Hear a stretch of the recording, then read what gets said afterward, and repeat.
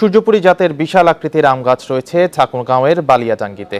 এই আম গাছটি দেখতে রীতিমতো টিকিট কাটতে হয় দর্শনার্থীদের। গাছটি ঘিরে ইতিমধ্যে এলাকার পরিচিতি ছড়িয়েছে দেশ বিদেশে, যা এশিয়ার সর্ববৃহৎ আম গাছ বলে জানিয়েছে কৃষি বিভাগ। দেখতে বটগাছের মতো হলেও এটি আসলে আম গাছ। ঠাকুরগাঁওয়ের বালিয়াডাঙ্গি উপজেলা থেকে 12 কিলোমিটার দূরে হরিণমারির নয়াপাড়া গ্রামে দেখা মিলবে 220 বছর বয়সী এই গাছের। প্রায় 3 বিঘা জায়গা জুড়ে বিস্তৃত এই গাছটি।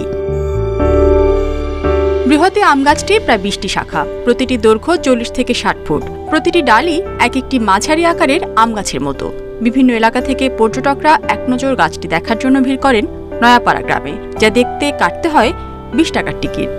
রংপুর থেকে একটু গেস্টের বাসায় ঘুরতে আসছিলাম, সেখানে এসে জানতে পারলাম যে উত্তর এশিয়ার সর্ববৃহৎ আম গাছ এখানে, সেজন্য দেখতে আসলাম। আশা করতেছি ঈদের পরে আবার আসা হবে আম কেনার জন্য। বন্ধু আসছে নরসিংদী থেকে এই আম গাছ দেখার জন্য। আগে দেখে বিশ্বাস হইতো না যে এত বড় আমের গাছ কিভাবে হয়, এখন নিজের চোখে দেখে অনেক ভালো লাগলো। বয়সের ভারে গাছের ডালপালাগুলো নুয়ে পড়লেও গাছটির শীর্ষভাগে সবুজের সমারোহ। আবহাওয়া ভালো থাকলে 200 থেকে 500 মণ পর্যন্ত আম পাওয়া যায় এই গাছ থেকে, জানান মালিক।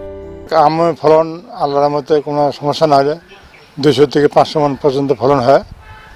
আর দর্শনীয় আপনাদের দোয়া ইনশাল্লাহ সারা বেশি কম বেশি লোক আছে।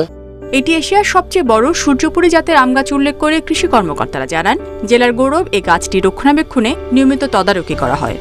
ঐতিহ্যবাহী গাছটি আমাদের সেই সূর্যপুরী, সেই সাথে আমাদের 220 বছরের যে পুরাতন ঐতিহ্য সেটিকে আসলে স্মরণ করিয়ে দেয়। পাশাপাশি এই ঐতিহ্য যেন সংরক্ষণ করা যায় সে ব্যাপারে আমরা প্রতিনিয়তই তাকে পরামর্শ দিয়ে থাকি।